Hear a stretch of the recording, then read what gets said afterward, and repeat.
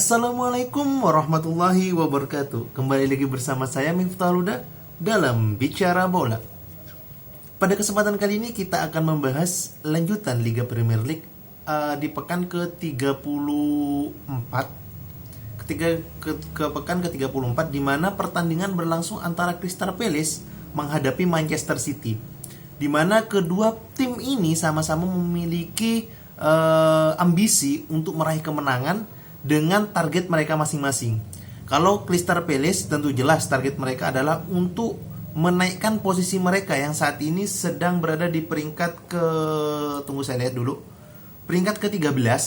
Ya, walaupun mereka sudah aman dari zona degradasi, tapi mereka ingin maju untuk peringkat lebih baik lagi, yaitu peringkat di papan tengah yang agak menonjol sedikit. Sedangkan untuk klub Manchester City ini merupakan target kemenangan agar menjaga asa untuk menjadi juara. Kenapa? Nanti kita akan bahas.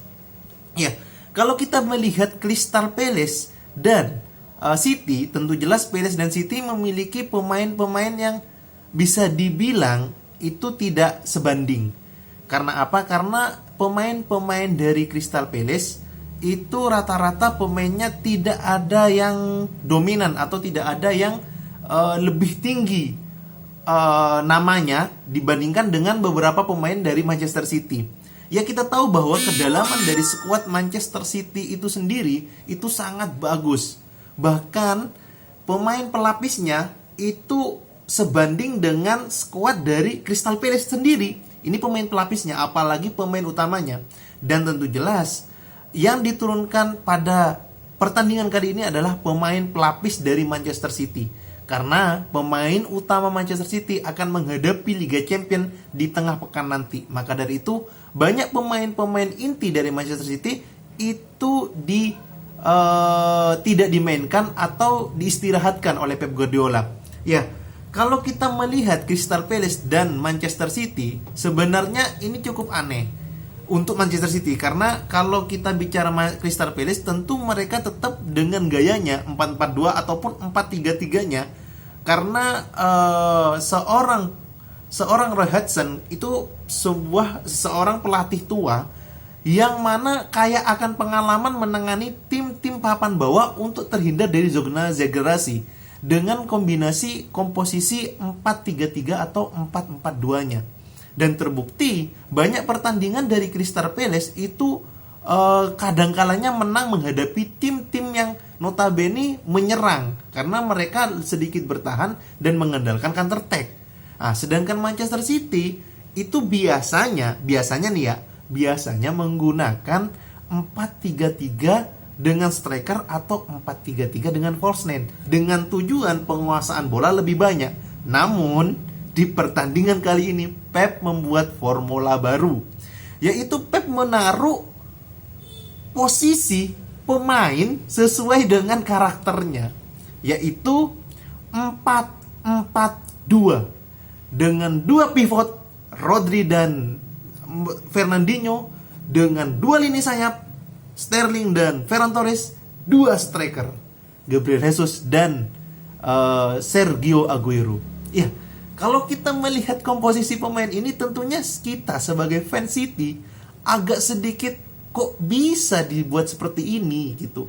Karena kita tahu walaupun Pep menurunkan pemain pelapis, pasti menggunakan 4-3-3 atau 3-4-3 atau 3-5-2. Tapi ini 4-4-2 dengan 4-4-2 flat, di mana dua pivot di tengah, siapa yang mengatur serangan? Itu yang jadi pertanyaan. Makanya ketika datang starting line up ini dimunculkan, saya langsung berpikir menang 1-0 udah cukup. Saya feeling seperti itu. Dan ternyata setelah kick off dimulai, kedua tim ini bermain sangat atraktif. Karena kita tahu Crystal Palace seperti misinya bahwa dia menang untuk mendongkrak timnya biar naik ke papan tengah yang lebih baik lagi. Kalau sedangkan City mendongkrak timnya untuk menjaga asa agar tidak terkejar dari peringkat kedua.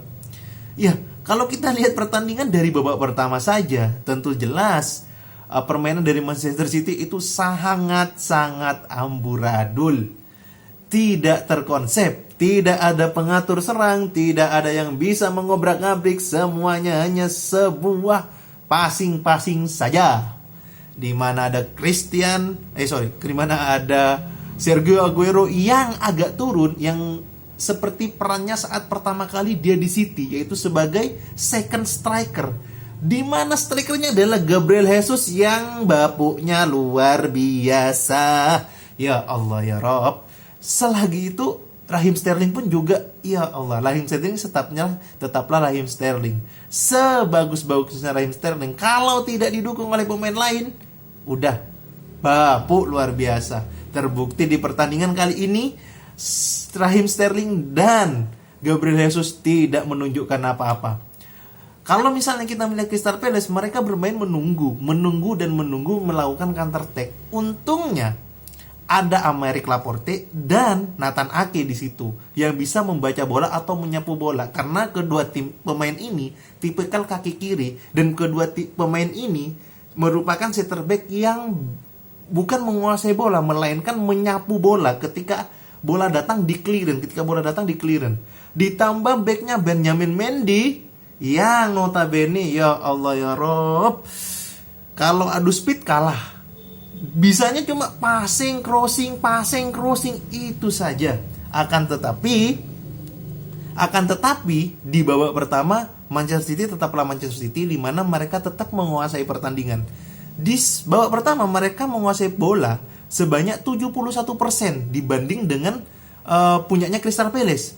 Tentunya ini menjadi catatan bahwa selagi kita mampu menguasai bola, peluang itu akan ada. Karena di pertandingan babak pertama, murni Rodri dan Fernandinho mengumpan silang jauh. Baik di situ ada Ferran Torres, baik di situ ada Gabriel Jesus maupun Raheem Sterling di sisi sebelahnya. Terbukti babak pertama berjalan tidak sesuai dengan rencana. Di babak kedua, mungkin Pep Guardiola merubah taktik, di mana wingback mereka Benjamin Mendy dan Joao Cancelo itu sedikit naik ke atas. Ferran Torres agak masuk ke tengah bersama Raheem Sterling, dan Aguero agak mundur ke belakang sehingga ada Gabriel Jesus di depan. Dan terbukti menit-menit pertengahan babak kedua, Aguero yang mana kita tunggu-tunggu golnya melalui open play akhirnya terwujud sudah. Umpan silang dari Benjamin Mendy mampu diteruskan dengan tendangan bola voli dari seorang Sergio Aguero. Gol 1-0. Tidak sampai di situ. Beberapa menit kemudian, 2 menit kemudian, serangan dari Manchester City mampu dimanfaatkan oleh Ferran Torres setelah terjadi scrimmage di depan kotak penalti, sehingga dia mampu memplacing bola ke tiang jauh. Dan hasil gol 2-0. Kalau bicara Ferran Torres, kalau bicara Sergio Aguero, mereka hanya memiliki kesempatan untuk menendang lebih sedikit dibanding Raheem Sterling.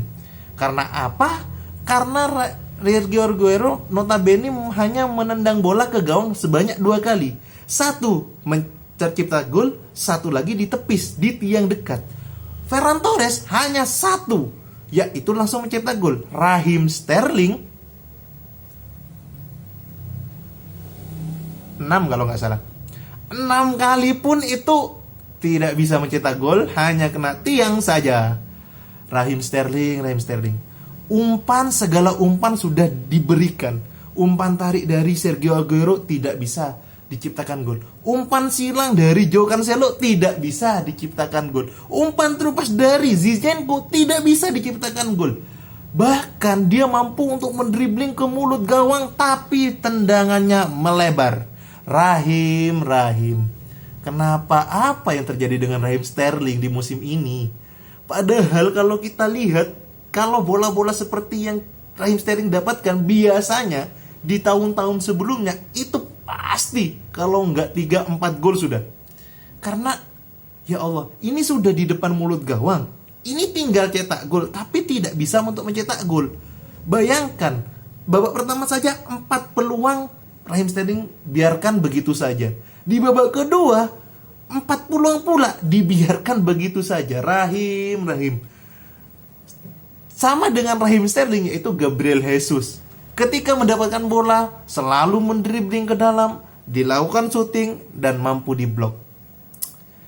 Ini 2 pemain ini kayaknya perlu dirukyah biar menjadi pemain-pemain yang top lagi sehingga bisa menciptakan gol, karena mereka adalah lini depan dari Manchester City. Dan untuk pekan ini selamat untuk Manchester City dengan 2 golnya, dan semoga ini menjadi langkah awal untuk meraih juara, dan semoga besok hari Minggu MU kalah terhadap Liverpool sehingga sudah dipastikan City juara. Kita tunggu besok antara MU dan Liverpool. Dan selamat untuk City. See you untuk di video berikutnya.